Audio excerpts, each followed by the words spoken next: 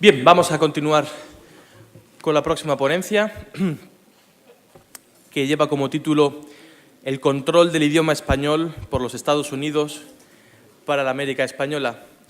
Esta conferencia va a ser pronunciada por don Gustavo Pareja de Muro, quien es abogado, profesor universitario y, desde hace algunos meses, representante del MCRC en Ecuador, y a quien desde hace ya algunos meses podemos escuchar semanalmente en Radio Libertad Constituyente en unos programas muy interesantes. Así que no me entretengo más y le doy la palabra a don Gustavo Pareja de Muro. Gustavo. Muchas gracias.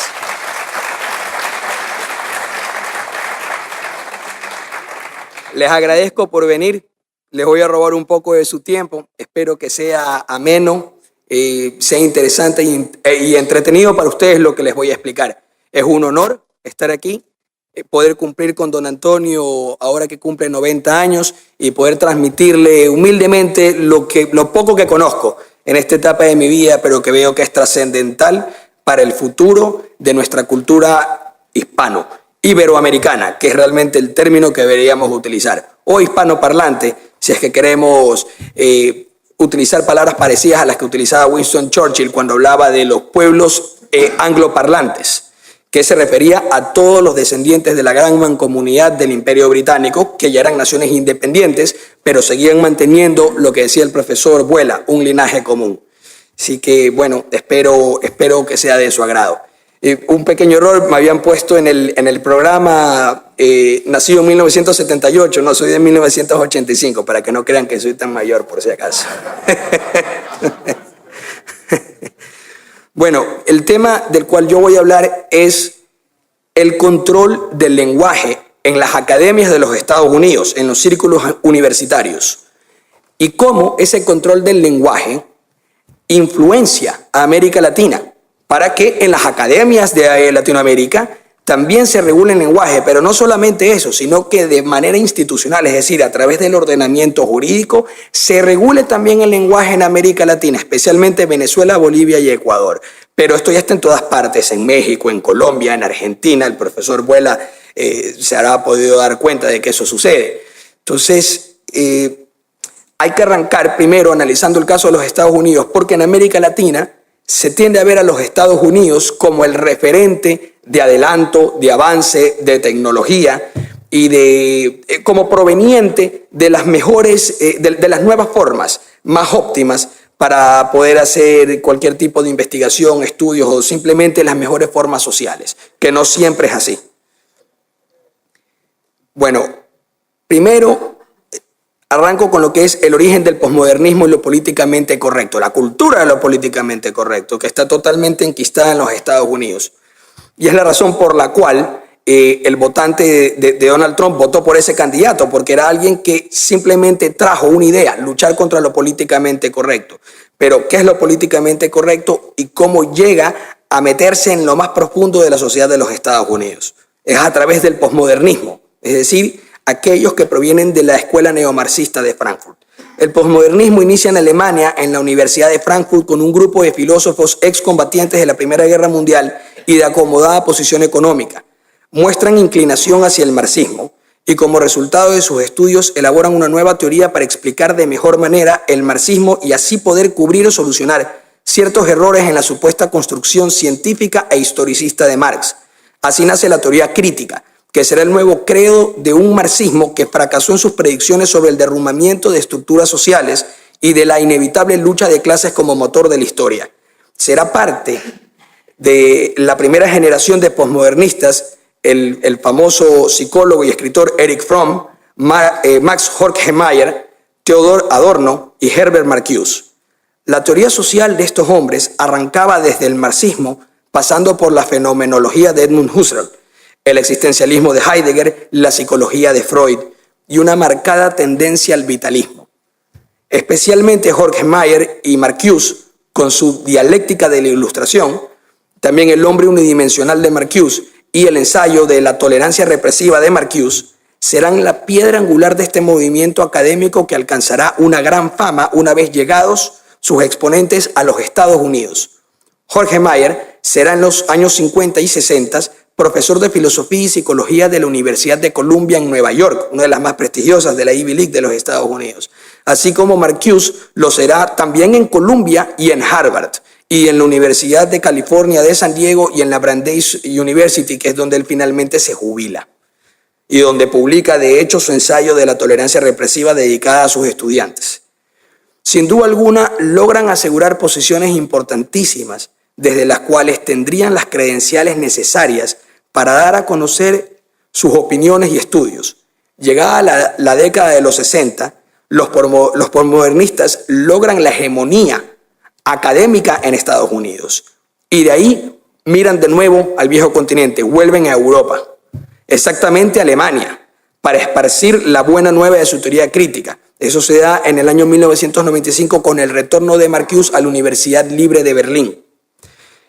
Los posmodernistas sabían muy bien que el sistema de reeducación instaurado a la fuerza en dicho país por las tropas aliadas de ocupación les allanaba el camino para la implantación de su pensamiento en una nueva generación de jóvenes alemanes avergonzados del pasado de sus abuelos y sus padres. Pues aquí la vergüenza venía arrastrada no solo desde la Segunda Guerra Mundial, sino desde la Primera Guerra Mundial. Por lo tanto, los alemanes veían 2 o 3 generaciones enteras de sus antepasados como culpables de las grandes hecatombes de la humanidad, o de las más recientes. En ese entorno, en Alemania también aparecería la segunda oleada de posmodernistas, alumnos de Marcuse, o los neomarxistas, de los cuales destacan uno de los favoritos de don Antonio, Jürgen Habermas, quien cuidó a Marcuse en sus últimos días de vida, pues a Marcuse le había dado un problema de derrame. Por si acaso, el favorito de don Antonio es una ironía, ¿no? Sin duda alguna. Otto Appel, que es compañero de Jürgen Habermas, también alumno de Marcuse, y en Francia Michel Foucault, y los discípulos de Foucault, por supuesto, que ahora son legión, los cuales han logrado adoctrinar a legiones enteras de posmodernistas que hoy se esparcen por toda Europa y en América también, y especialmente América Latina. La doctrina de la primera oleada de posmodernistas era más de corte sensual sensitiva, es decir, de una influencia directa de los sentidos sobre la mente. Se podría decir que era un total condicionamiento de la mente por los sentidos, la mente totalmente condicionada por aquello que los sentidos absorbían, siendo aquello que los sentidos transmiten la verdadera realidad y no las construcciones sociales que vendrían a ser deformaciones de la realidad creadas por las élites dominantes con la finalidad de oprimir. Sin embargo, Marcuse no puede contenerse de caer en el deber ser ideal y recurre a expresiones del héroe mítico que lucha contra la adversidad en su hombre unidimensional, así como de recurrir a construcciones puramente abstractas sobre la libertad, emancipación y opresión. Por lo tanto, demuestra cierto grado de contradicción, es decir, que propone una idea de recepción del mundo externo a la mente por intermedio de los sentidos y de la fuerza vital de lo que se siente. La mente crearía estructuras ideales de cómo vivir. Sin embargo, esas construcciones de ideas que brindarían las herramientas idóneas para vivir a plenitud estarían seriamente tergiversadas por la estructura social imperante del opresor, ya que el adoctrinamiento de la segunda etapa del capitalismo a través del Estado y los medios de comunicación harían imposible la creación de ideas puras basadas en la realidad. Para lo cual Marcuse propone, a través de su teoría crítica, una doctrina de emancipación. Esto es muy importante para América Latina, si no, no se podría explicar la famosa la teología de la liberación que adoptaron los centroizquierdas o izquierdistas de la Iglesia Católica en América Latina. Marcuse introduce estratégicamente en las universidades de los Estados Unidos esta teoría crítica para lograr una hegemonía cultural, desplazando la cultura tradicional occidental indoeuropea por ser moralmente reprochable y subyugadora.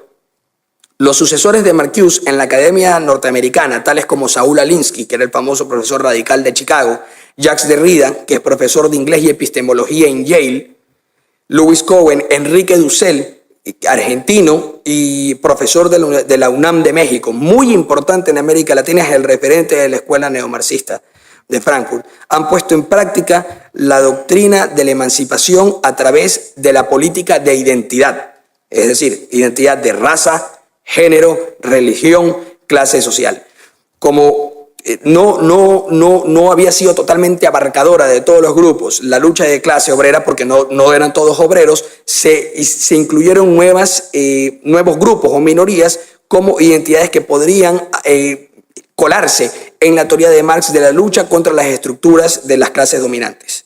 Entonces ahí se incluyen raza, género, religión, cosas que antes no cuadraban en la teoría original de Marx, que era solamente de la clase obrera, la clase social, era una cuestión netamente materialista y económica, más no de identificación por cuestiones que se sienten, que sí son precisamente lo de la raza y la religión.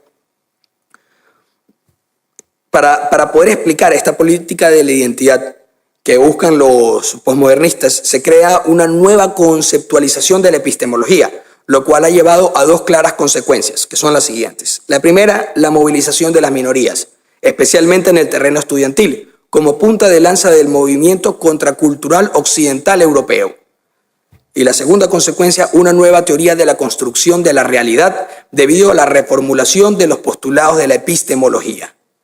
La primera de estas consecuencias explica la cada vez más difícil asimilación cultural y la perpetuación de la creencia de un sistema consciente de opresión elitista que condena a las minorías a una esclavitud disfrazada. La segunda consecuencia ha llevado a Occidente al nihilismo, debido a que la epistemología posmodernista no reconoce absolutos existenciales, sociales ni naturales, sino que todo lo que hay es una total manipulación que no permite conocer la realidad. Algo llamativo de la segunda oleada posmodernista es su inclinación a la subjetividad, alejándose de la ontología objetiva de las emociones, placeres, dolor que servían de base para Adorno, Marcuse y Horkheimer.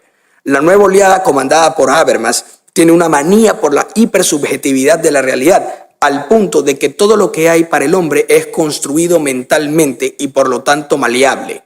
Esta maleabilidad del hombre sería el cultivo perfecto para las nuevas ideas sobre estructuras sociales que desplacen a las ideas tradicionales sobre la realidad social.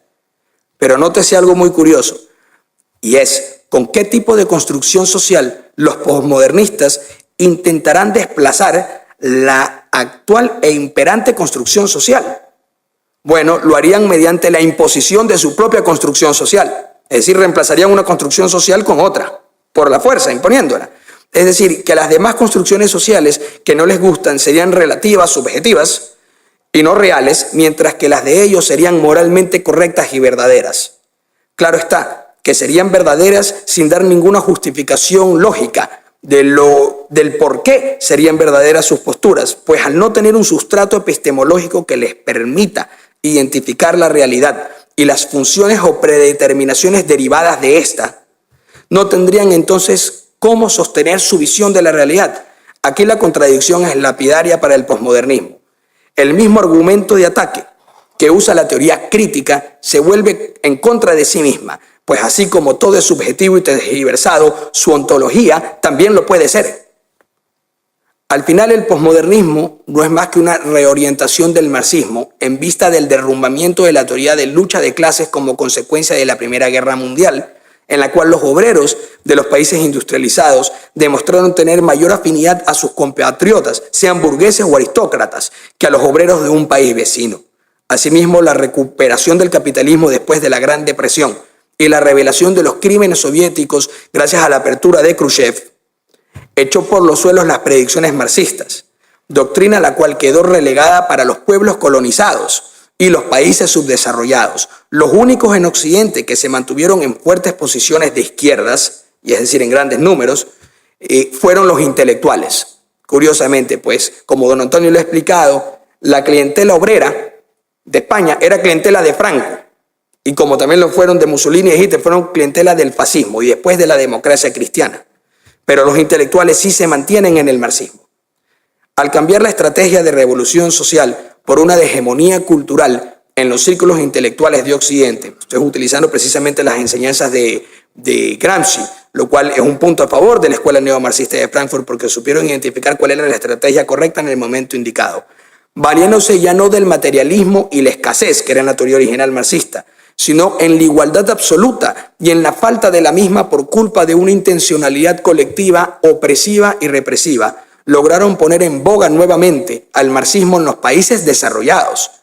El punto de quiebre fue en mayo del 68 en París y el miserable oportunismo de la socialdemocracia para adueñarse de un movimiento cultural que le podría dar legitimidad moral y filosófica. Ahora trataré sobre la infiltración académica en los Estados Unidos y las consecuencias en el lenguaje en Norteamérica. Gracias a la actividad conspirativa y ambiciosa de la socialdemocracia europea y norteamericana, los intelectuales posmodernistas ganaron el favor de la clase política de dichos lugares y fueron premiados con posiciones universitarias en números desproporcionados en comparación con sus contrapartes liberales clásicos y conservadores. Tal fue la potencia de los posmodernistas en la academia que los liberales y conservadores formaron un frente común, algo que hubiese sido impensado a finales del siglo XIX, siendo hoy en día prácticamente lo mismo, en el sentido que son todo aquello en contraposición al posmodernismo, sean estos liberales clásicos, libertarios, conservadores, neoliberales o incluso liberales socialistas de la vena de John Rawls. Resulta llamativo cómo se intentó adecuar ciertas posiciones de la teoría crítica con el capitalismo, surgiendo así en los años 70 el socialismo liberal, teniendo como máximos exponentes a John Rawls y Norberto Bobbio en Europa, lo cual era muy beneficioso para la socialdemocracia, ya que sostenía en parte al capitalismo y simultáneamente introducía la justificación filosófica para legitimar la intervención estatal en el aseguramiento de los estándares mínimos para los menos favorecidos. Sin embargo, la fuerza de la protesta social de los neomarxistas fue tal que incluso el socialismo liberal fue desplazado, quedando en el olvido en los años 90, razón por la cual hoy es predominante en la academia estadounidense los sucesores de la Escuela de Frankfurt.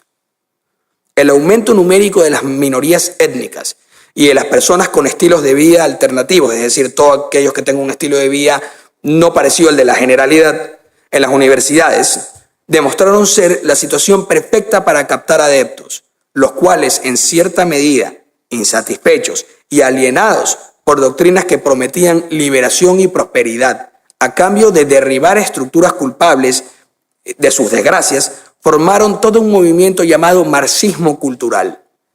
Estas minorías son al mismo tiempo la clientela de la socialdemocracia, que paradójicamente es la que tiene el poder sobre la supuesta estructura opresiva. No es sorpresa enterarse que estas minorías, especialmente en los Estados Unidos, son beneficiarios de grandes planes de financiamiento estatal para que puedan ingresar a las universidades con la finalidad de entrenarse como activistas políticos bajo el eufemismo de licenciatura en humanidades o estudios de historia o estudios de grupo, porque es famoso en Estados Unidos ahora se hacen las carreras de estudio de identidad de género, estudios femeninos, estudios afrocentristas, que son carreras netamente dedicadas al activismo político y a la protesta.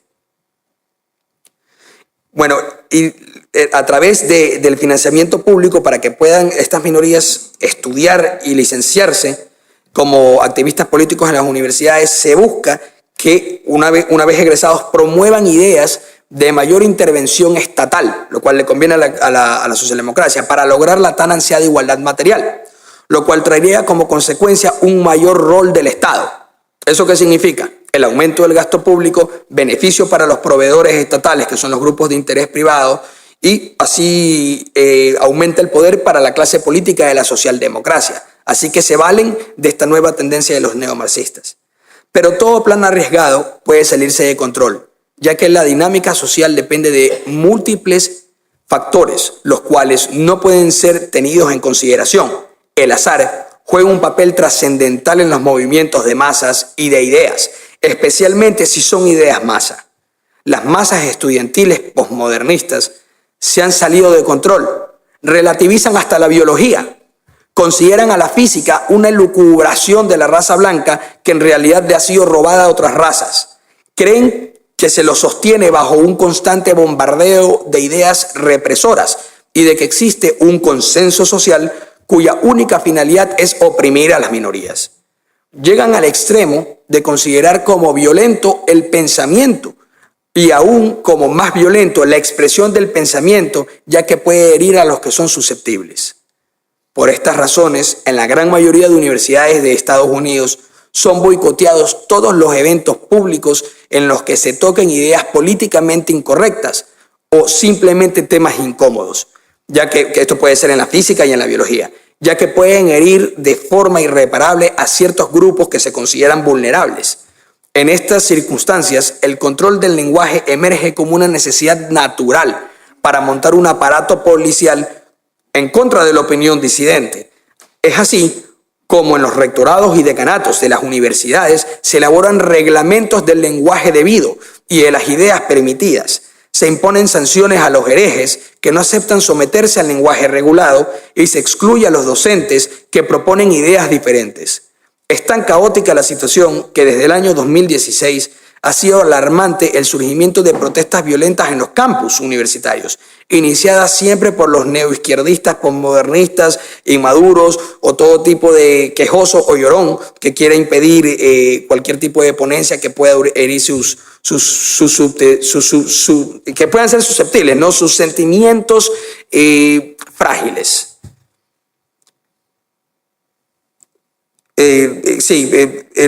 Bueno, los llamo yo inmaduros, ¿no? En Estados Unidos se les llama también los copitos de nieve porque son individuos o colectivos que les puede herir cualquier tipo de posición esgrimida por aquel que no esté dentro de su causa o que incluso pueda estar en contra de la causa o de las ideas que ellos proponen. Esto de aquí desencadena en los campus universitarios la reacción de los estudiantes de tendencia posmodernista, una reacción enardecida contra aquellos que consideran adversarios ideológicos. Y lo peor es que un gran número del personal docente legitima y apoya este comportamiento inaceptable debido a su inclinación ideológica. Pero ¿cómo podría ser diferente si los posmodernistas son legión en la docencia?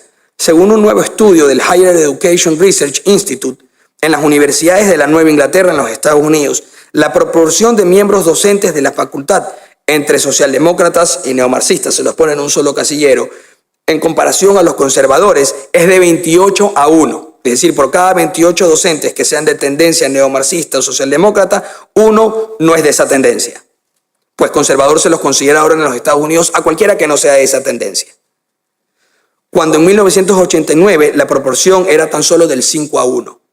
Lo que ha ocurrido es una operación de limpieza ideológica dentro de las facultades gracias a la hegemonía cultural del marxismo cultural y de la intervención estatal que lo ha favorecido. El pensamiento único, la imposición del lenguaje regulado, el ataque sistemático a la opinión disidente y la deshonestidad intelectual son las señales indiscutibles del autoritarismo con una fuerte tendencia al totalitarismo. Y los posmodernistas no se van a detener hasta lograr su objetivo, que es subvertir las formas sociales de la cultura europea hasta desaparecerla por completo, incluyendo el idioma, que es precisamente la institución social básica por excelencia. Sin embargo, la alternativa al proceso semidemocrático... perdóneme, voy a hacer una cita, esto es una cita de Herbert Marcuse, del ensayo de la tolerancia represiva. Marcuse veía que ciertas ideas protegidas por la primera enmienda de los Estados Unidos que garantiza la libertad de expresión podían ser lesivas para las políticas de identidad que él quería promover. Por lo tanto, él quería buscar algún tipo de manera para reprimir o impedir que ideas incómodas puedan ser esparcidas en los espacios de discurso público. Entonces, él elaboró un concepto que se llama la tolerancia represiva, que lo desarrolla en un ensayo, del cual he hecho una pequeña cita, para que se pueda entender el pensamiento de Marcuse, porque Marcuse es el padre del control del lenguaje moderno, especialmente en las áreas académicas. Él dice que hay que reprimir todo aquel lenguaje que se considere violento y dañino para cierto grupo de personas, pues prevalece el interés de protección de su intimidad o de su seguridad que el de la libertad de expresión. Dice Marcuse, sin embargo, la alternativa al proceso semidemocrático establecido no es una dictadura o élite, sin perjuicio de cuán intelectual e inteligente éstas sean, sino la lucha por una democracia real. Parte de esta lucha consiste en combatir la ideología de la tolerancia, la cual en realidad favorece y fortalece la conservación del status quo de desigualdad y discriminación. Para esta lucha, yo he propuesto la práctica de la tolerancia discriminante, Esta práctica presupone el objetivo radical que pretende alcanzar. Yo he comprometido esta petitio principii para combatir la perniciosa ideología de la tolerancia institucionalizada en esta sociedad. La tolerancia, que es el elemento básico de la vida, el referente de una sociedad libre, nunca podrá ser entregada o dada por los poderes establecidos. Puede únicamente, bajo las nefastas condiciones de una tiranía de la mayoría, ser ganada exclusivamente por el esfuerzo sostenido de las minorías radicales, deseosas de romper esta tiranía de la mayoría y de trabajar con la finalidad de que emerja una mayoría soberana y libre. Por eso las minorías deben ser intolerantes, militantemente intolerantes y desobedientes de las reglas del comportamiento que tolera la destrucción y la supresión. Para él, el comportamiento que toleraba la destrucción y la supresión era la libertad de expresión. Para lo cual tuve que, como contrapeso, traer dos citas de Alexander Solzhenitsyn, el famoso escritor ruso ganador del premio Nobel, que escribió Archipiélago Gulag, porque en aquellos que han leído el libro de Alexander Solzhenitsyn, muy aparte de los diálogos que él desarrolla, totalmente existencialistas, se ve cómo él demuestra claramente la persecución y el control del pensamiento. Es decir, el individuo no puede ser libre ni siquiera en su mente. Él dice algo que me pareció impactante. Si uno es siempre prudente, puede seguir siendo un ser humano. Es decir, ¿debe ser siempre la prudencia el límite de lo que decimos? ¿Se puede ser siempre prudente o a veces podemos dar opiniones un poco imprudentes, pero ciertas, verdaderas, reales? Eso es parte del ser humano. E intentar regular eso de ahí sería amputar la espiritualidad humana. También traje a colación una cita de George Orwell, el famoso escritor inglés de La Granja de los Cerdos y de 1984. Él hace los primeros ensayos en contraposición al sovietismo, ¿no? De crítica al sovietismo, viniendo él de una tendencia marxista. Él dice, si la libertad tendría algún significado, sería el derecho de decirle a otras personas lo que no quieren oír. Bueno, como eso de ahí no es lo que prima o no es lo que llama la atención para las ideas de política de identidad que proponen los posmodernistas, podemos ver que en Estados Unidos precisamente se han dado unos casos de violencia universitaria inusitados, incluso superiores a los que se dieron a la década del 60 en los movimientos protestas contra la guerra de Vietnam. Los casos de protestas violentas por intolerancia a la libertad de expresión en las universidades han llegado a unos niveles inusitados, sin precedentes. Y lo peor es que anteriormente, en los años 60, la represión a los estudiantes provenía del rectorado, provenía de los docentes, porque querían de alguna u otra manera controlar las nuevas ideas de pensamiento de izquierda y también los movimientos de protesta en contra de las políticas adoptadas por el gobierno de los Estados Unidos. Pero ahora la sorpresa es que son los estudiantes los que le imponen a los rectores o a los decanos que se suprima el lenguaje o que se suprima la libertad de expresión. Si es que va a haber algún tipo de evento, por ejemplo, yo, que soy un ponente, si fuera una universidad norteamericana a hablar de este tema, los estudiantes le pedirían al decano o al rector que no me permitan la intervención. Harían manifestaciones, protestas, incluso violentas, empujarían a todos los presentes en el auditorio para que no puedan ingresar y para que no sea posible llevar a cabo el acto. Hice un pequeño registro de las más importantes que se han dado en el último año, en este año 2017 en los Estados Unidos. Protesta violenta en la Universidad de Berkeley, que era la más famosa por ser el foco de la libertad de expresión de los Estados Unidos. ¿Por qué? Por una conferencia que iba a dar en febrero del 2017 Milo Yiannopoulos. Milo Yiannopoulos es un periodista, escritor del periódico Breitbart, que pertenece es dirigido por el asesor político de Donald Trump, que es Michael Bannon. Milo Yiannopoulos, lo interesante es que es homosexual, pero se considera a sí mismo conservador y católico y tiene un placer por combatir todas las ideas postmodernistas. Y es muy crudo al momento de expresar sus críticas. Y esta es la razón por la cual él es totalmente despreciado por los postmodernistas y lo persiguen en todos lados. Incluso ha sido sancionado en Twitter y en Facebook.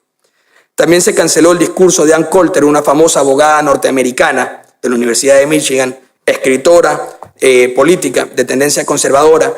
El discurso de ella iba a ser también en la Universidad de Berkeley, programado para el 27 de abril del 2017. Se hicieron amenazas serias por parte de estudiantes dirigidas al decanato, al rectorado, de que iba a haber medidas de fuerza en contra de aquellos que quieran acudir al acto que iba a presentar Ann Coulter.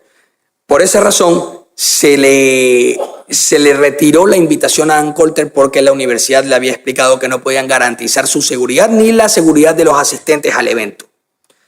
Protesta violenta en la Universidad de Auburn, Alabama, que se suspendió la conferencia de Richard Spencer en mayo del 2017. A pesar de haber obtenido Richard Spencer una autorización para su conferencia gracias al fallo de un juez federal, pues se intentó incluso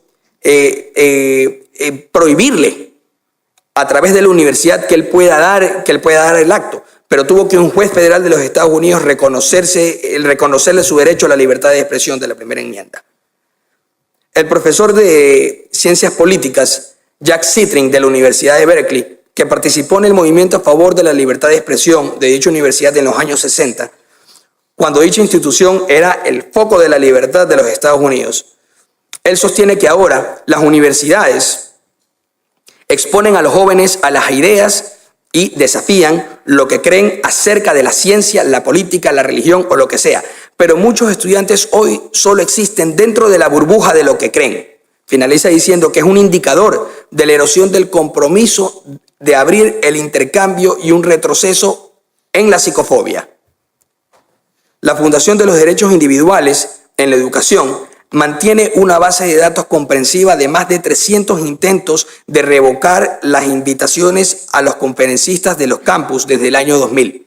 Cerca de las 3/4 partes involucraron la presión de los centroizquierda, que en Estados Unidos les llaman liberals. Los liberals son realmente socialdemócratas o cualquier otra tendencia de centro hacia la izquierda, incluso los posmodernistas.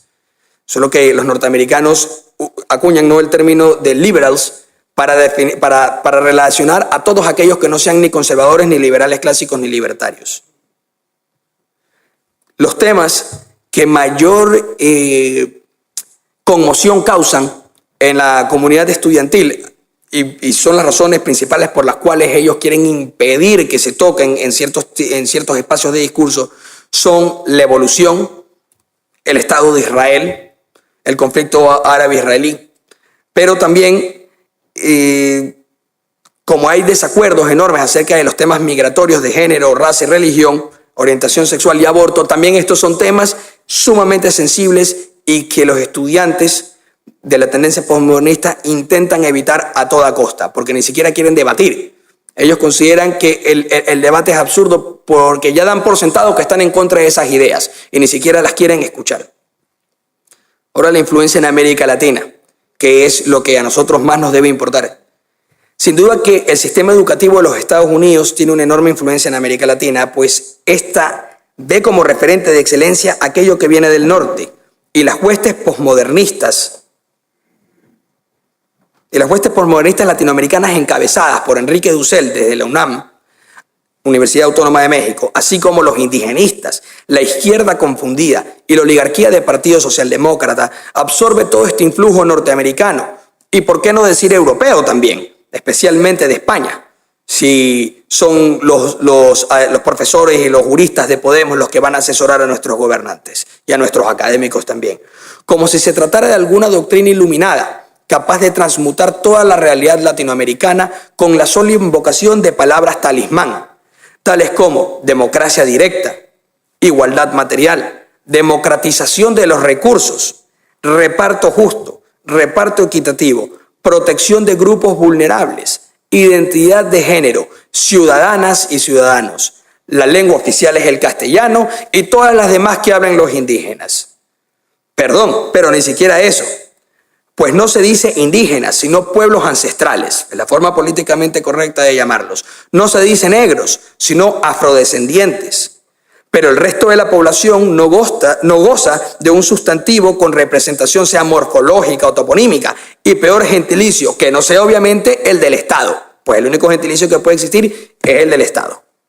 Así, los intelectuales, las minorías, los soñadores, las feministas, la comunidad LGBT imponen palabras a los demás con la finalidad de ganar algún tipo de confianza o satisfacción, ya que siquiera oír algo diferente les causaría un daño emocional irreparable.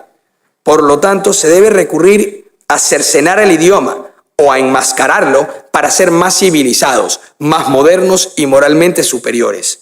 Gracias a la oligarquía de Partido Socialdemócrata, todas las mencionadas degeneraciones del idioma español han sido incorporadas al léxico popular por la fuerza, mediante legislación o bajo amenaza de sanción.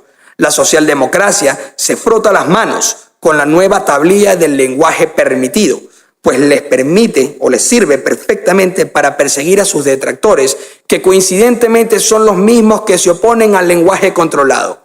La realidad es orwelliana en América española. La ley impone cómo se debe hablar y qué no se puede decir. Los gritos de guerra de los posmodernistas, que es algo interesante y que vale la pena tocar, o de los marxistas culturales, son 4 en especial: la identidad de género y el uso de los pronombres, igualdad de género formal y material, el racismo institucional y el privilegio étnico. Tema de la identidad de género. En la legislación latinoamericana se hace por ejemplo, esto aquí ya existe en Bolivia, en Ecuador y en Venezuela. Se hace una diferencia entre sexo y género. El sexo lo consideran biológico, pero el género es una construcción social. Es decir, que para ellos no viene determinado por la mente, sino determinado por estructuras sociales que predeterminan ciertos roles para hombres y mujeres. Por lo tanto, una persona en los registros civiles de Ecuador puede acudir al registro civil, decirle al delegado que quiere que le cambien el género y le pondrán género femenino y un nombre de mujer, si así desea, manteniendo el sexo masculino. Pero aquí comienza la degeneración del lenguaje, pues género no es más que una construcción gramatical derivada de una realidad biológica, que es el sexo. Es decir, para poder expresar gramaticalmente todo aquello que está vinculado al sexo, que es algo totalmente biológico, se utilizan las construcciones gramaticales de lo masculino y lo femenino. No es una construcción social, sino una derivación de una realidad, de una ontología biomolecular.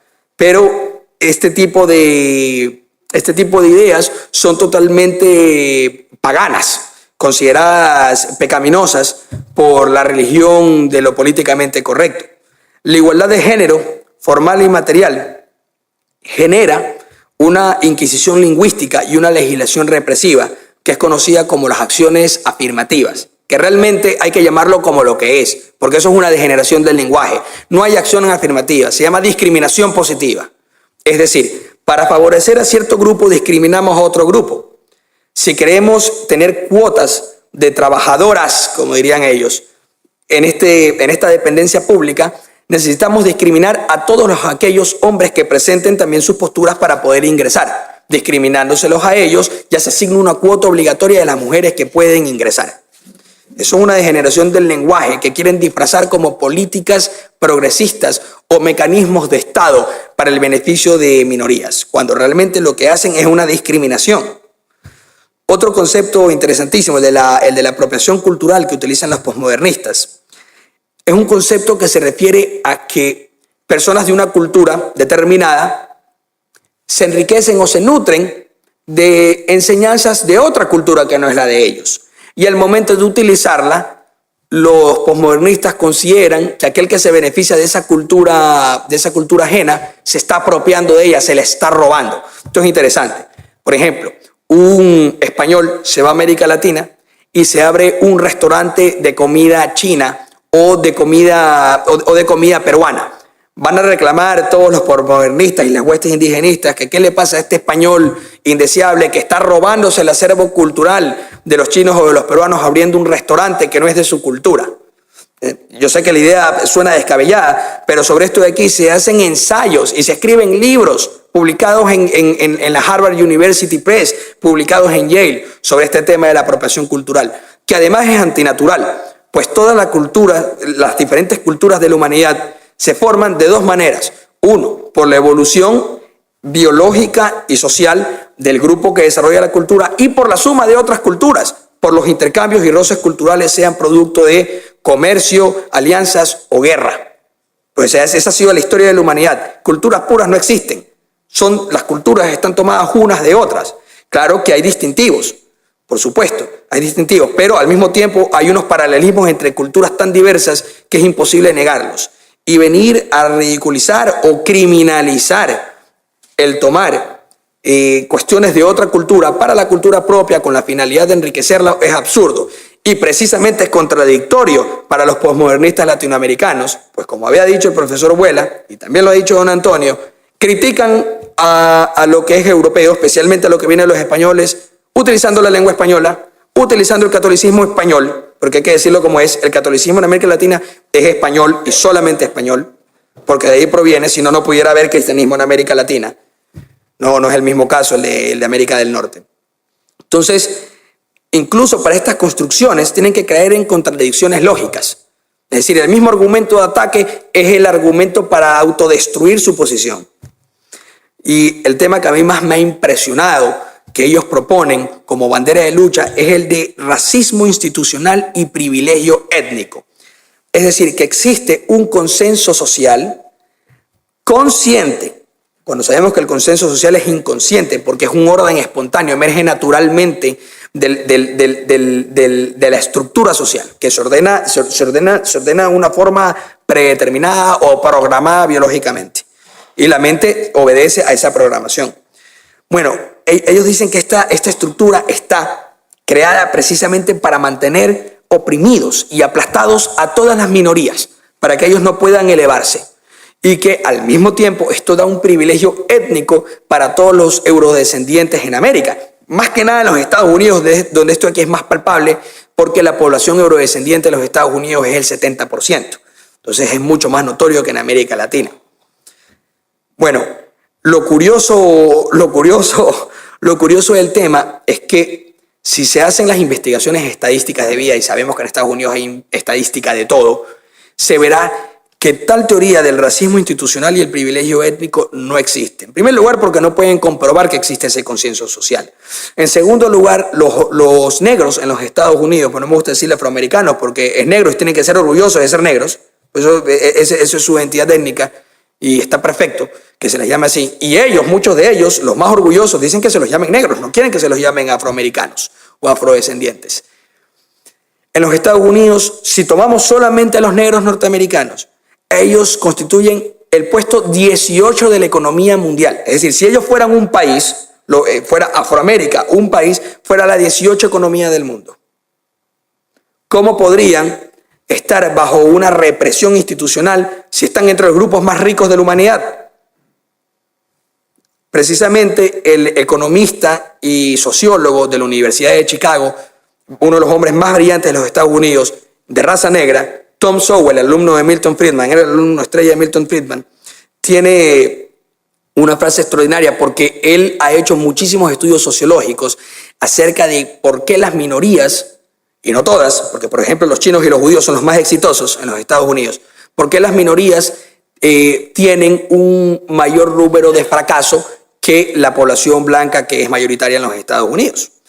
Bueno, él ha podido determinar que se debe a malas decisiones en la vida, problemas de intervención estatal, el Estado también los trata como niños y les da incentivos para que no quieran buscar la excelencia o trabajar, ¿no? Y quedarse totalmente limitados por las prebendas sociales que los hacen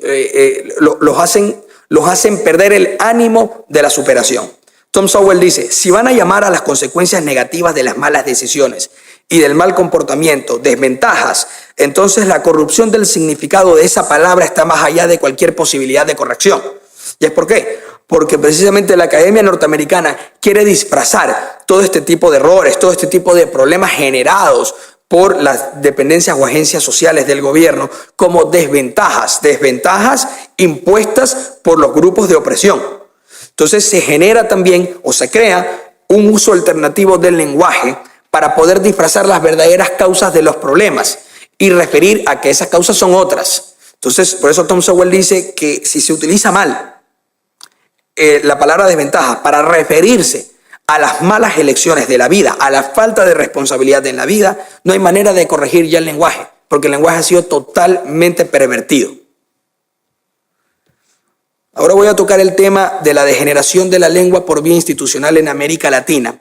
Esto aquí es un tema interesantísimo y a los españoles debe importar muchísimo, porque en mi país, Ecuador, y también en Bolivia, la Constitución fue realizada con asesores españoles.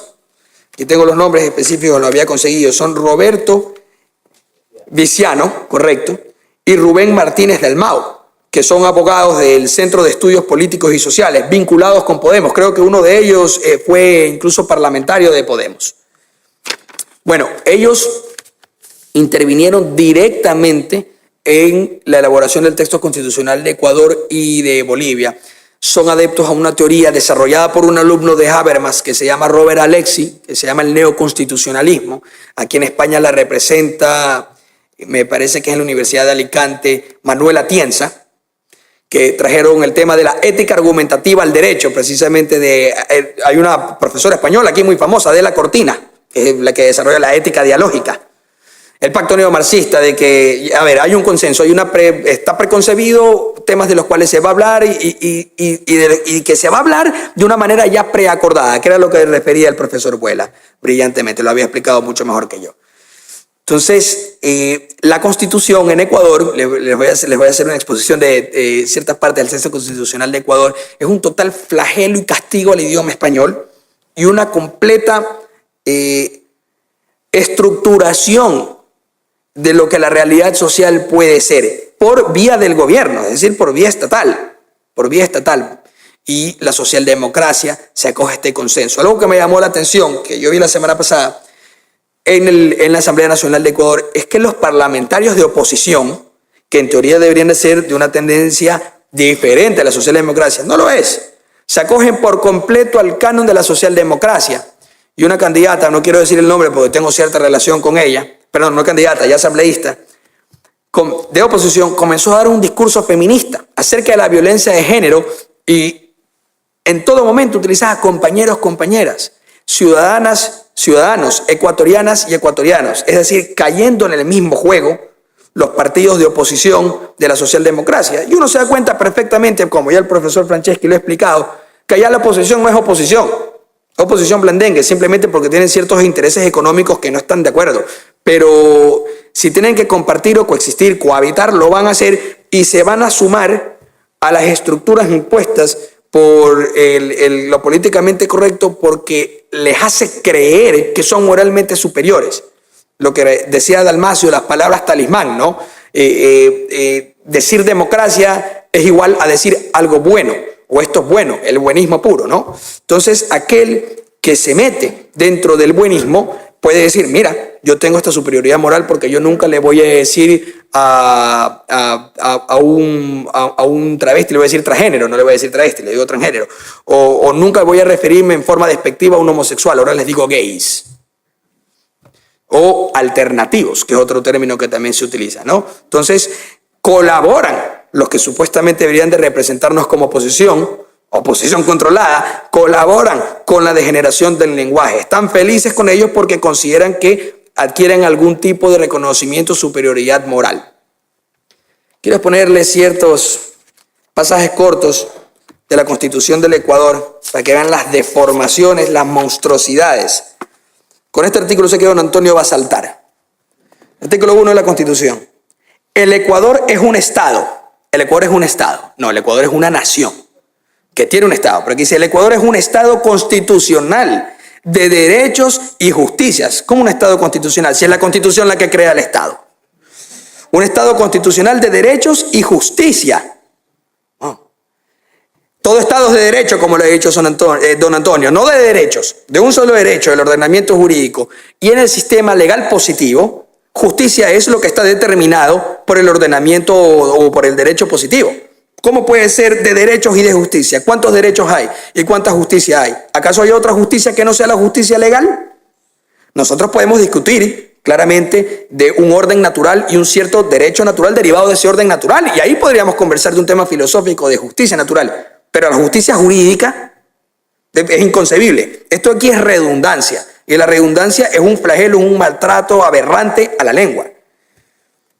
Además, dice, el Ecuador es un Estado constitucional de derechos y justicia, social, democrático. ¿Democrático por dónde? Soberano, sí, de Cuba, independiente, unitario, intercultural, plurinacional y laico. Es decir, todas las religiones, está todo ahí metido, ¿no? Se origina...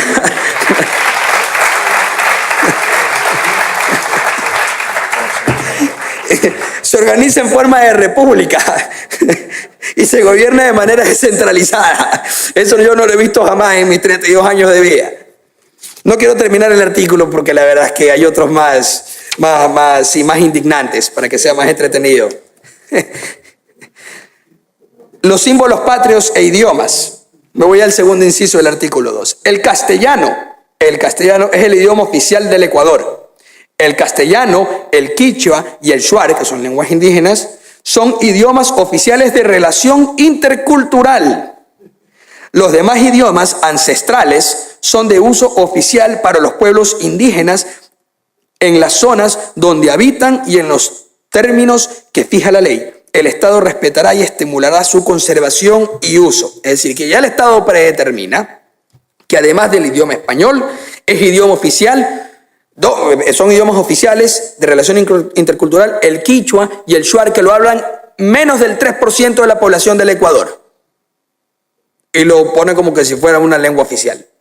Y que además son de relación intercultural el castellano, lo cual es absurdo. ¿Cómo puede el castellano ser la lengua de relación intercultural si lo habla más del 95% de la población? Lo han hablado por 500 años. Casi 500 años.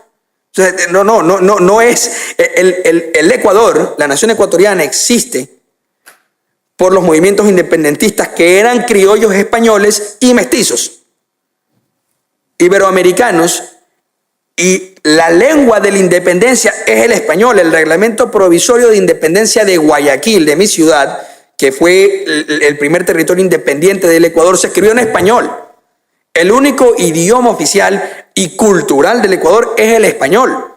Los otros idiomas indígenas son idiomas de una minoría, de lo que antes fue una nación, porque claro que fueron una nación, que fue conquistada, perdió su territorio, pero ahora debe integrarse a esta nueva nación que nace, a la nación del linaje, que explicaba el profesor Vuela, que ciertamente no podemos hablar en la América Latina de naciones étnicas, porque hay una multiplicidad de etnias. Y el mestizaje no es tal para decir que hay solamente un grupo mestizo, sino que hay varios grupos. Pero sí hay una cultura común.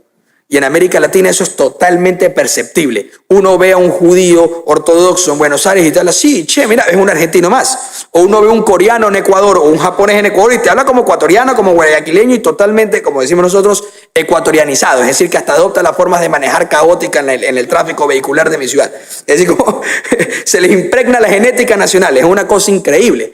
Y eso es por lo penetrante de la lengua española, ¿no? La gramática española es totalmente abarcadora.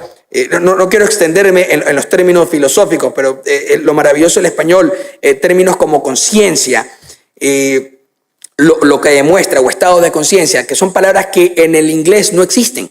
Y los americanos tienen que recurrir a ciertas construcciones artificiosas para hacer referencia a palabras que nosotros dominamos de manera maravillosa. Por ejemplo, la palabra imputación, que los norteamericanos no tienen, ¿no? Que es atribuir una relación causal a alguien, pero no solamente en forma objetiva, sino también subjetiva, sino que él tuvo dominio de la causa que produjo una consecuencia. Continuando con esto aquí, a ver, el artículo 3 dice... No me voy a ir al 3, ya le voy a decir otro artículo. Que los tengo seleccionados porque son artículos extraordinarios. Este de aquí. Este de aquí es uno que a mí me da pánico. El artículo 19, que es la regulación de contenidos. La ley regulará la prevalencia de contenidos con fines informativos, educativos y culturales en la programación de los medios de comunicación y fomentará la creación de espacios para la difusión de la producción nacional independiente. Se prohíbe la emisión de publicidad que induzca la violencia, la discriminación, el racismo, la toxicomanía, el sexismo, la intolerancia religiosa o política y toda aquella que atente contra los derechos. Bueno, Este segundo inciso, en primer lugar, que es una aberración que el Estado controle los medios de comunicación y los regule. Es aún más peligroso el segundo inciso, que se refiere a la prohibición de la publicidad que pueda tener vicios de sexismo, racismo, etc. En mi ciudad, en Guayaquil, hubo un stand publicitario que se había hecho una valla publicitaria aérea de un lugar que vende hamburguesas y salió una chica en bikini comiéndose la hamburguesa. Las feministas armaron un escándalo. Habrán sido 20 feministas. Pero eso fue suficiente para que retiren el anuncio. Porque decían que era un anuncio sexista, que no pueden poner una mujer en bikini comiéndose una hamburguesa. Porque eso ahí no está vendiendo la hamburguesa, sino que está vendiendo el físico de la mujer. Entonces, el peligro de permitirle al Estado que el Estado califique las expresiones nocivas por ser discriminatorias, induzcan a la drogadicción o a la discriminación, es muy sensible y es muy peligroso. Eso debería estar más bien reservado para la autocensura.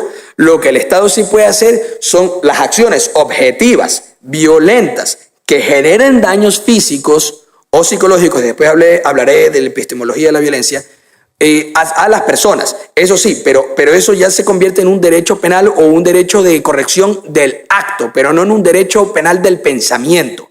El derecho penal del pensamiento es la aberración propia del nacionalsocialismo y de la Unión Soviética. Es decir, era delito ser disidente, era delito ser vago. Es decir, las opiniones, las posturas mentales o los sentimientos, odiar o amar, no pueden ser reprimidos por la ley. La ley lo único que puede hacer es reprimir las consecuencias de estos móviles internos, que tienen que ser causas perceptibles en el mundo de los fenómenos, si no la imputación sería imposible.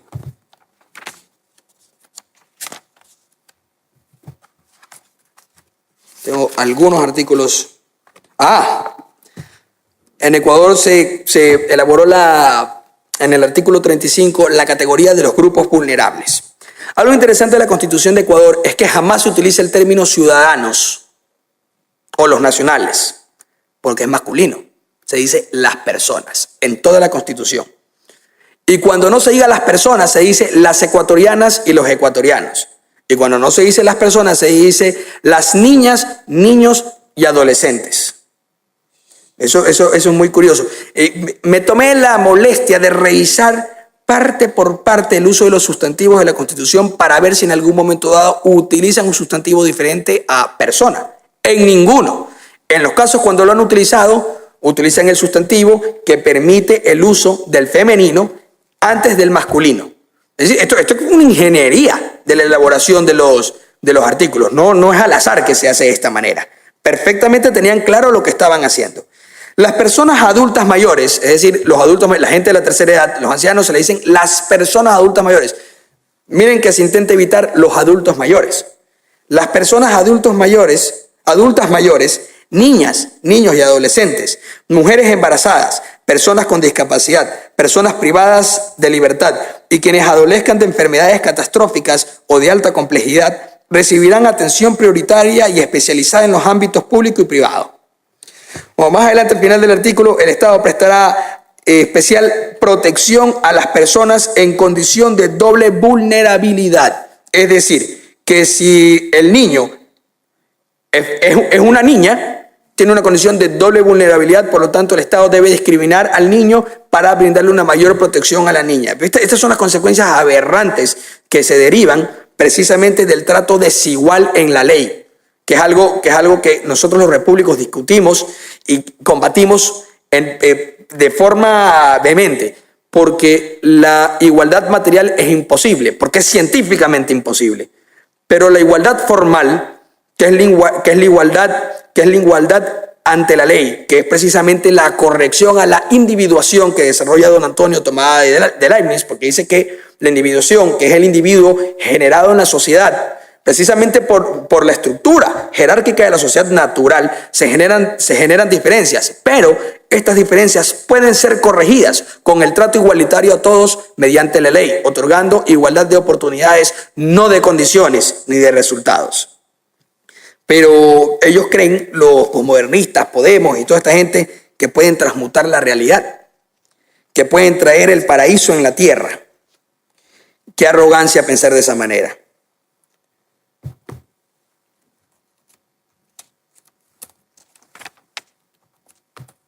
Acá tengo aquí dos artículos más que les quiero enseñar que son la igualdad de género, consagrado en la Constitución del Ecuador, artículo 70. El Estado formulará y ejecutará políticas para alcanzar la igualdad entre mujeres y hombres a través del mecanismo especializado de acuerdo con la ley. ¿Cuál será? E incorporará el enfoque de género en planes y programas y brindará asistencia técnica para su obligatoria aplicación en el sector público.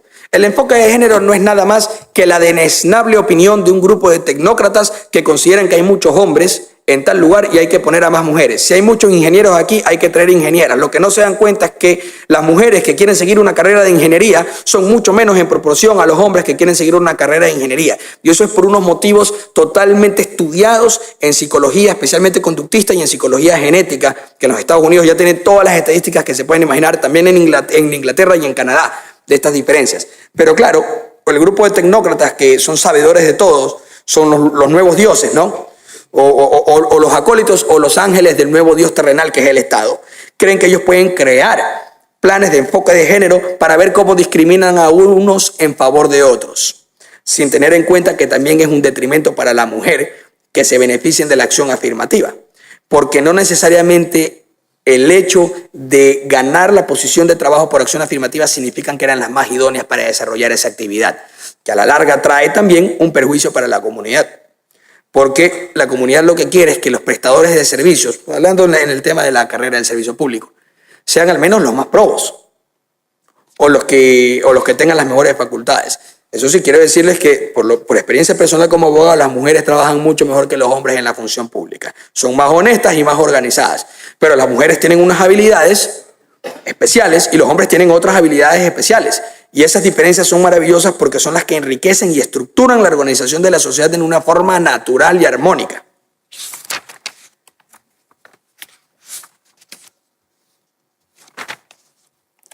Finalmente les quería tocar el artículo 83 de la Constitución, que son los deberes y responsabilidades que tienen los ciudadanos.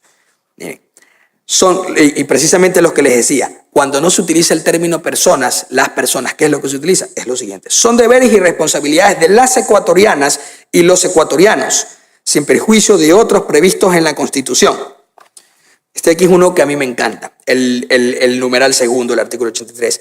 Amaquilla, amayuya, amayuwa. Eso es en quechua, el idioma de los indígenas tomado del imperio inca.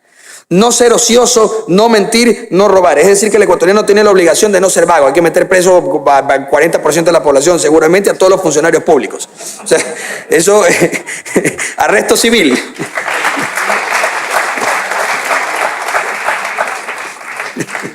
Y no mentir. El tipo que le engaña a la mujer, ese se tiene que ir preso. Y ni hablar de la mujer que engaña al hombre también, pues, ¿no? Miren la obligación que tienen los ecuatorianos. El numeral: colaborar en el mantenimiento de la paz y la seguridad. Que los ecuatorianos que ahora son fuerzas de seguridad, policía, guardia bolivariana, que hay que colaborar en el mantenimiento de la paz y de la seguridad. ¿Cómo? Si ni siquiera podemos portar armas. El numeral 5, respetar los derechos humanos y luchar por su cumplimiento. Luchar por su cumplimiento. El ciudadano, el único derecho que tiene es su libertad y las obligaciones básicas de apegarse al ordenamiento jurídico. Pero luchar por el cumplimiento de los derechos humanos, es decir, que el Estado está obligándole a toda la ciudadanía a ser un superhéroe, o el Estado está obligando a toda la ciudadanía a ser Don Antonio. Sí, la labor de Don Antonio es maravillosa, pero el Estado no puede obligarnos a nosotros a ser como Don Antonio. Es por vocación. El ser humano no puede estar obligado a ser virtuoso. Toda virtuosidad obligada es una perversión de la virtud. La virtud debe nacer del hombre, nace de adentro.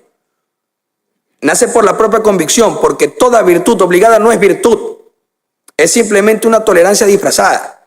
No es nada más que alguien que está realizando una actividad que externamente es buena porque teme algún tipo de sanción o reproche. No hay ningún tipo de valor o no hay ningún tipo de reconocimiento a las personas que actúan de forma tan hipócrita y miserable. Porque no hay nada más maravilloso que ser virtuoso porque uno lo siente, no porque está obligado a hacerlo por miedo a la crítica. Pero este tipo de formaciones son las que se incluyen como responsabilidades de los ecuatorianos por vía constitucional. El numeral 6, respetar los derechos de la naturaleza. La naturaleza tiene derechos en Ecuador. Digo yo, ¿cómo puede tener la naturaleza derechos y no tiene obligaciones? Todo sujeto de derecho tiene como contraparte obligaciones. No puedo yo tener derechos negativos, si no tengo obligaciones positivas para con alguien. ¿Correcto? Es así. Si yo tengo un derecho de libertad, automáticamente tengo la obligación de respetar la libertad y reconocer la libertad del otro. La naturaleza, ¿cómo puede tener derechos si no tiene ninguna obligación? La naturaleza es algo que está. Los derechos son construcciones sociales, netamente estructuras para la cooperación humana, que surge de un orden espontáneo como en la teoría de Savigny, sin duda alguna. Y precisamente la libertad política colectiva nace de un orden espontáneo. Don Antonio lo toma de lo prejurídico. Y lo prejurídico que está en la mente humana ya tiene predeterminadas estructuras para la creación de un ordenamiento jurídico, porque el ser humano piensa en reglas, el ser humano piensa en forma deóntica, piensa en forma normativa. Precisamente la gramática es por definición deóntica, porque es reglada, tiene un ordenamiento de sintaxis y de semántica. Pero creemos ahora que pueden también la naturaleza tener derechos porque puede, no sé, desarrollar algún tipo de semántica natural. No sé la verdad los ecologistas qué es lo que estarán viendo, pero es una locura.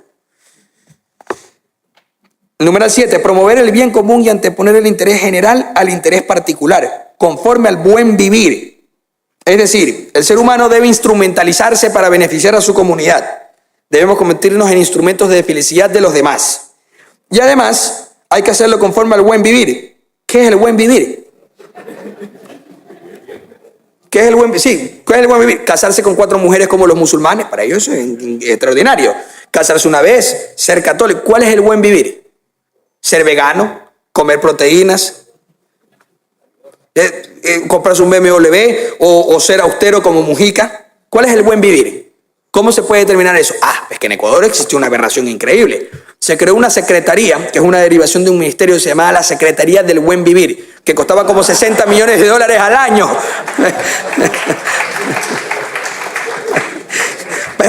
Para que vean, y se llamó un poco de... Sí, ¿quieren decir algo? La misma porquería es lo que tenemos nosotros. Ustedes nos enseñaron, nos han corrompido.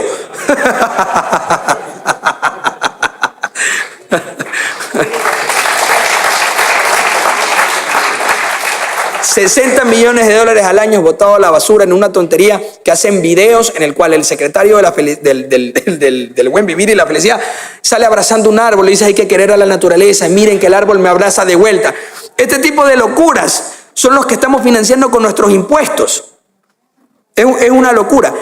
¿Y qué fue lo que hizo Lenín Moreno, el que es actual presidente de Ecuador? Suprimió ese ministerio porque dijo que tenían que hacerse recortes y que a él le parecía absurdo. Pues como yo le dije a usted, don Antonio, él se iba a vender a las élites porque es un burgués. Y como la oposición reclamó que hay una burocracia voraz en Ecuador el 40% de la economía es empujada, 45% de la economía es empujada por el Estado. Antes de Correa no era ni el 30%. Se están comiendo los recursos públicos. Entonces este ministerio absurdo que se dedica a hacer una estadística de lo imposible, tan subjetiva como cuán feliz es la gente. Bueno, puede haber índices de mayor felicidad en Camboya o en Laos. Y la gente se muere a los 50, 60 años, pero son felices en su hábitat natural. ¿Cómo puede determinarse que la felicidad es un progreso y que el Estado puede proveerla? ¿Qué? ¿A base de impuestos? ¿A base de subsidios? ¿Cómo lo haría? Eso es una locura. Eso, muy aparte de que hay estudios estadísticos y científicos, empíricos, que demuestran que esto es una estupidez, simplemente el hecho de pensarlo como lógico es contraintuitivo. Y todo aquello que sea contraintuitivo precisamente hierra las estructuras de la lógica formal y deben ser negadas de plano. La obligación número 9 del artículo 83 que tenemos los ecuatorianos: practicar la justicia y la solidaridad en el ejercicio de sus derechos y en el disfrute de bienes y servicios. Es decir, que para disfrutar yo de mi propiedad, de mi carro, de mi ropa, lo tengo que hacer con solidaridad y con justicia. Pero ¿qué justicia puede haber en el uso de mi propiedad? O en mi derecho a estar con mi mujer porque estoy casado, ¿no? Yo tengo el derecho conyugal con ella. Esto aquí es absurdo. Son solamente saludos a la bandera, nada más. que se escuchan bien, son las palabras talismán que dice Dalmacio, para sofocar la furia o la ira de los posmodernistas, de las feministas, de los gays, de todas las minorías, que nosotros las criticamos precisamente porque tienen este pensamiento extraño, porque si fueran como nosotros estuvieran aquí, no tendríamos ningún problema de asumirlos a todas esas minorías. Yo no tengo ningún problema, pero los han radicalizado a través de las políticas de identidad absurdas, como que si nosotros los estuviéramos oprimiendo cuando somos tan víctimas como ellos, de unos opresores que están en el Estado. Y ese fue precisamente un error de la teoría de Marx, que Marx veía como explotadores a aquellos que eran propietarios. Y no es así. Los explotadores son aquellos que explotan a los propietarios, que son aquellos que tienen dos monopolios a su favor. El monopolio compulsorio de la administración de justicia y el monopolio de la violencia. Mal utilizados, estos de aquí son mecanismos de explotación social. Y si revisamos la historia de la explotación social, es precisamente la élite política introducida en la estructura de gobierno que llamamos Estado, la que explota a todos los demás, sino que son los impuestos. Impuesto que pasa el 10% es confiscatorio por naturaleza. Por algo la Iglesia Católica cobraba el diezmo. ¿Y es por qué? Por esto aquí se ha hecho estudios también estadísticos en Estados Unidos, de que las personas que cuando se les pregunta pagar el 10% de impuestos, dicen que no les importa, que no les siente. Parece que el número a nuestra mente no nos produce tanta antipatía y estamos dispuestos a pagarlo, pero cuando nos dicen 20, 25, no, espérate. Yo tengo que ver cómo elaboro una estructura jurídica para no evadir impuestos, eludirlos, acogiéndome a los beneficios que da la ley precisamente para que los amigotes del sistema paguen la menor cantidad de impuestos posibles. Porque saben los socialdemócratas que hay un tope de impuestos que ellos pueden poner, porque más allá de eso van a ahogar por completo a los productores de los cuales ellos parasitan para poder hacer el cruce o el subsidio de riqueza a sus clientelas políticas. Aparte, cómo los ricos y los multimillonarios los van a apoyar a ellos para las campañas políticas si no les dan algún tipo de beneficio tributario. Es precisamente esa la forma como ellos lo consiguen.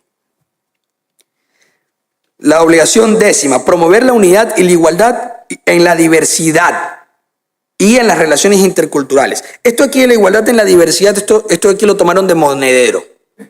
No, viene de ahí, aunque nos genere risa.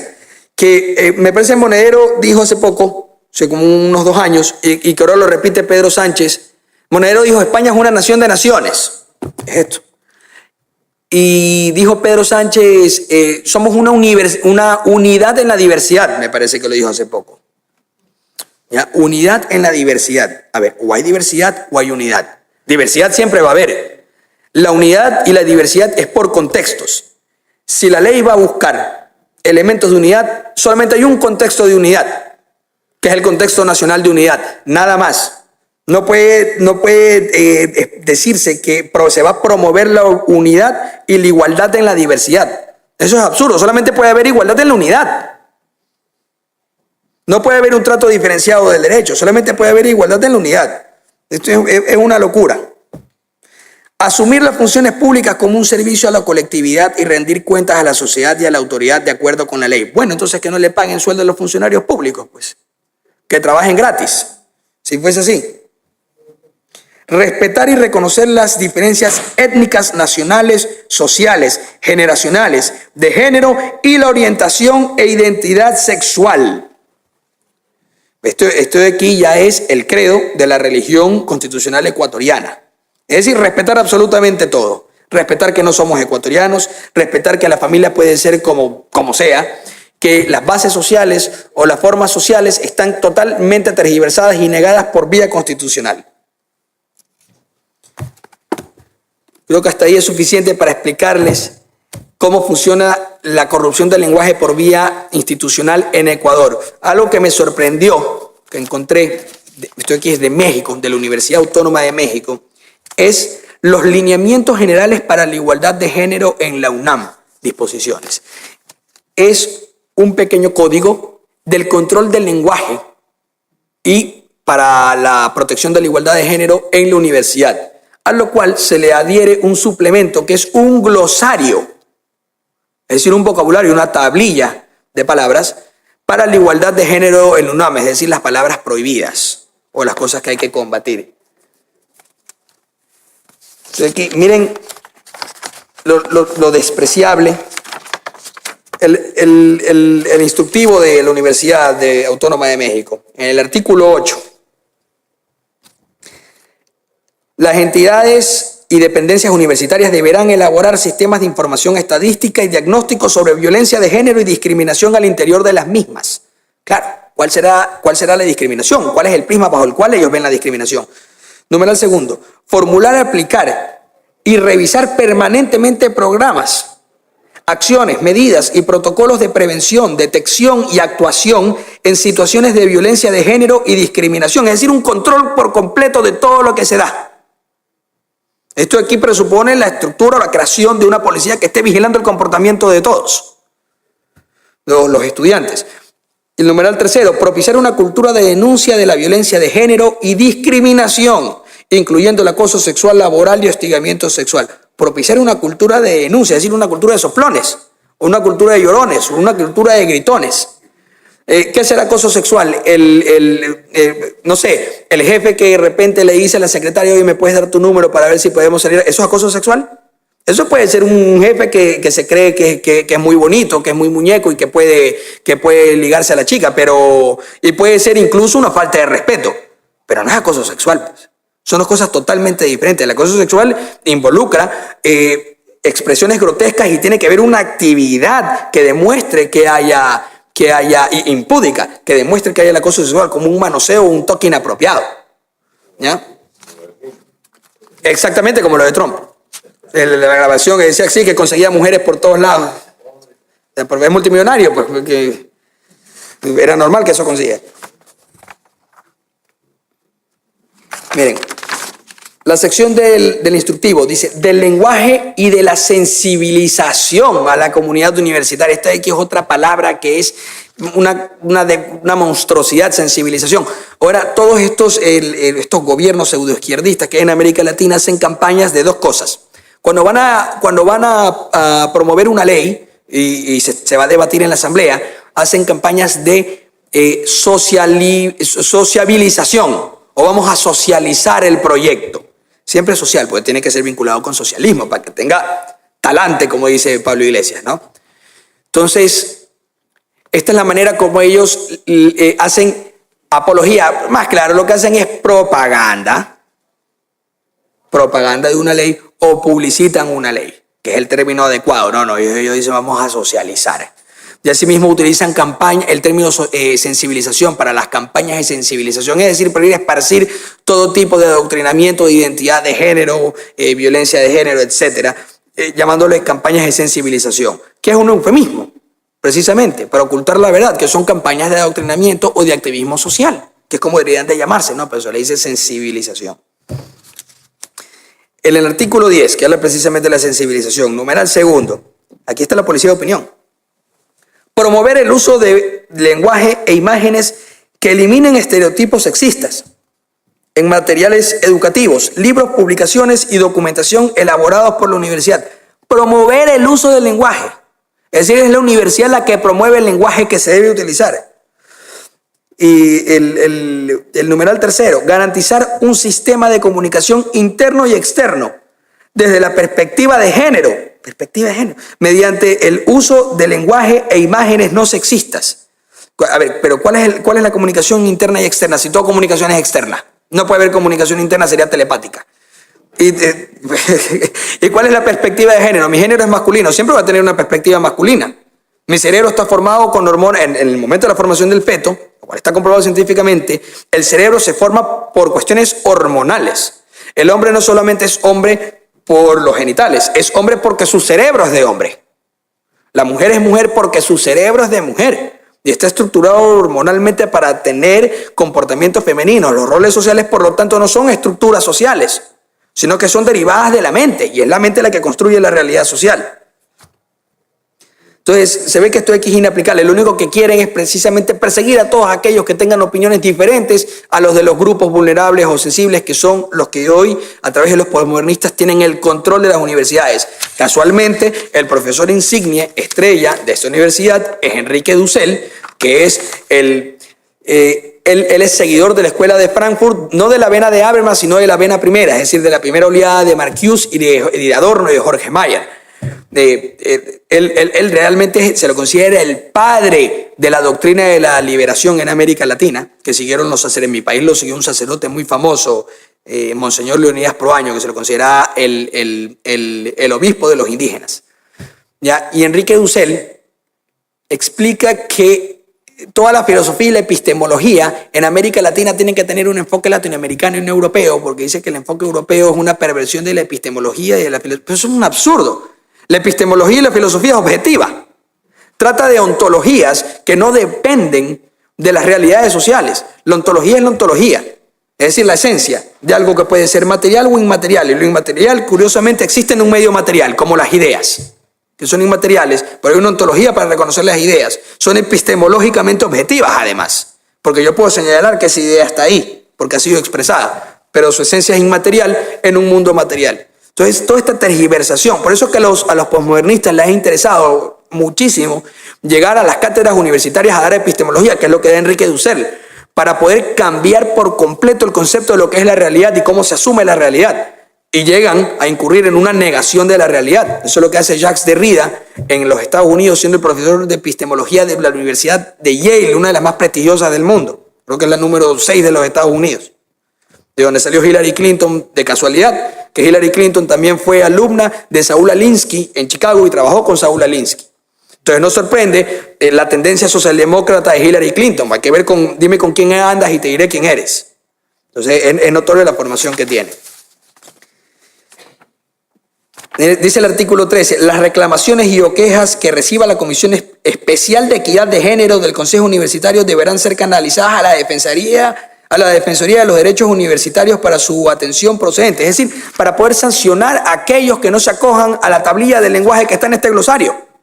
Van a ser denunciados todos los estudiantes que piensen diferente o hablen diferente o hagan una broma, que puede ser una broma de mal gusto, una broma pesada, pero una broma es una broma. Una broma no es violentar o invalidar la existencia de otro. Es simplemente burlarse y puede ser de mal gusto. Y aquel que haga bromas de mal gusto, tenga un comportamiento socialmente inapropiado, deberá dejárselo en el ostracismo, pero no puede venir a estigmatizárselo a través de denuncias o a través de procedimientos educativos como la expulsión, etcétera, porque eso le arruinan la vida. O sea, hay mecanismos mejores, como simplemente decir, no se metan con tal persona que hace bromas pesadas, que recurrir a este tipo de ridiculeces. En el glosario que encontré, hay unas cuantas palabras que me impactaron sobremanera. Encontré una que se llama, o que ellos le dicen, división sexual del trabajo. Ahí yo entendía la división del trabajo, que es una teoría que desarrolla Adam Smith, viene realmente de la escuela escolástica española, de la escuela de Salamanca, Covarrubias y Juan de Mariana. Lo continúa Adam Smith y finalmente los economistas austriacos Karl Menger y von Baer, que hace una explicación extraordinaria, y después Marx, de la división del trabajo, ¿ya? Que es cómo las personas se reparten las diferentes áreas por especificación en el trabajo, ¿no? Las técnicas de aprovechamiento industrial, etc. División sexual del trabajo. Y dice, ¿pero qué es esto de aquí? ¿Que cómo las mujeres trabajan en una empresa? Algo. Bueno, alude a una forma de organización sexual y asignación diferenciada de actividades, tareas y trabajos según el sexo. Es decir, que según el sexo, ya las mujeres tienen un trabajo y los hombres tienen un trabajo determinado. Es decir, que porque hay muchas profesoras de párvulo, es decir, de kindergarten, de formativa de niños pequeños, eso es porque ha estado predeterminado en una organización social que las mujeres solamente se dedican a dar clases de eso y no den clases de física. Si hay muchos hombres dando clases de física es porque hay una división sexual del trabajo injusta, que hace que solamente los hombres den clases de ingeniería, matemáticas o física y las mujeres den clases de gramática y ortografía, que usualmente es así, al menos en mi país es así. Y son las mejores lingüistas y literatas son mujeres. Y eso se ha demostrado ¿por qué? Porque las mujeres tienen los dos hemisferios del cerebro con mayor interconexión que los hombres y las habilidades verbales de las mujeres son superiores a los de los hombres. Es por eso que no hay mujeres tartamudas y los hombres tartamudos habemos por doquier. Es curiosísimo. Bueno, veo que ya se está acabando el tiempo. Quería simplemente terminar haciendo una explicación de cómo podemos nosotros combatir este tipo de tendencias postmodernistas totalmente degeneradoras de nuestra realidad. Ya no solamente del idioma, sino de nuestra realidad social, que el idioma es la base o la piedra angular de la realidad social, si no, no puede haber realidad social, porque es la institución madre, es la primera institución. Yo elaboro dos líneas de defensa o de estrategia de combate.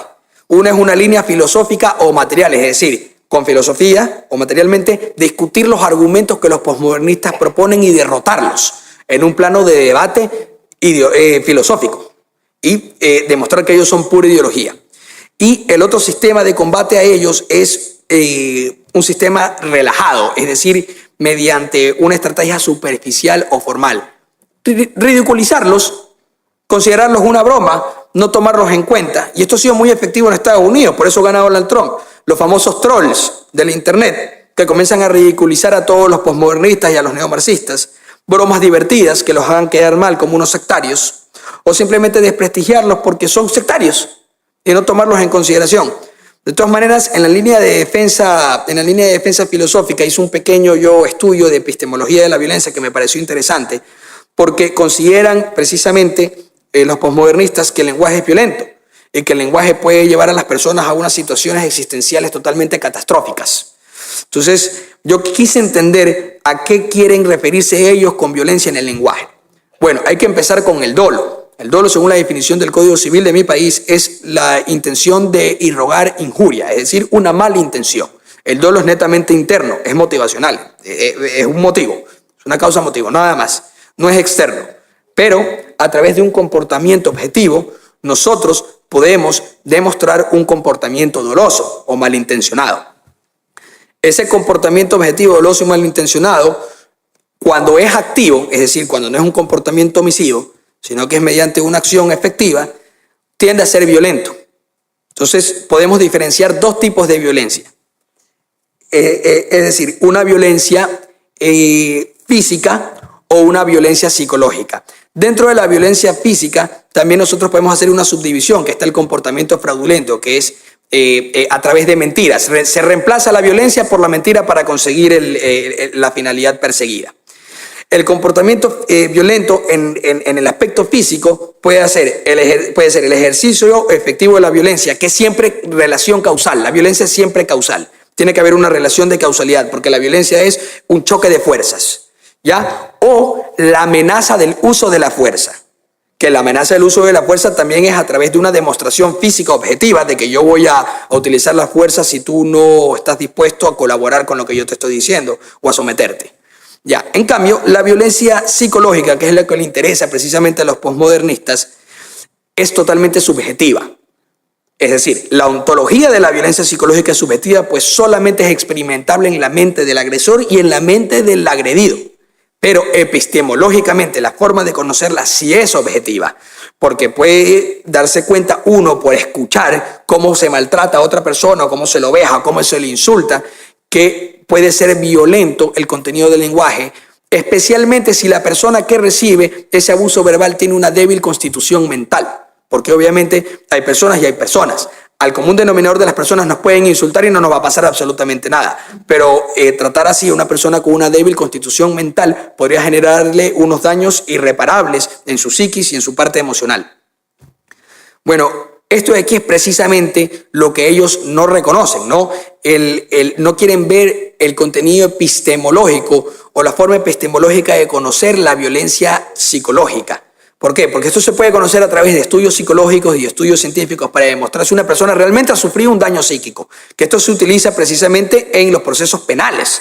En Estados Unidos es muy común para elaborar a las víctimas de ciertos delitos si es que realmente han recibido un daño psicológico. Esto se lo estudia también en victimología.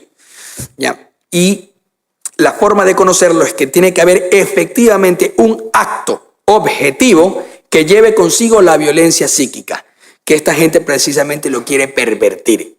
Quieren siempre mantenerlo en forma hipersubjetiva. Y es lo que nosotros debemos combatir, porque nosotros debemos respetar la realidad, porque la realidad es la única base, es el único camino para llegar a la verdad. Con eso he terminado mi intervención, ya veo que tengo problemas de tiempo, estoy agradecido con ustedes, espero que haya sido de su agrado lo que he intentado explicar. Veo como algo trascendental para nosotros los más jóvenes que estamos todavía vinculados en cuestiones académicas y en el ejercicio profesional, combatir precisamente con las ideas todo este tipo de construcciones y deformaciones de nuestra realidad social, porque en unos 40 o 50 años, si se continúa con esto de aquí, estaremos en una sociedad que ni siquiera podremos reconocer. Y es algo que no proviene de nuestra estirpe ni de nuestros antepasados. El sacrificio de ellos ha significado mucho como para que lo echemos por la borda hoy en día. Les agradezco.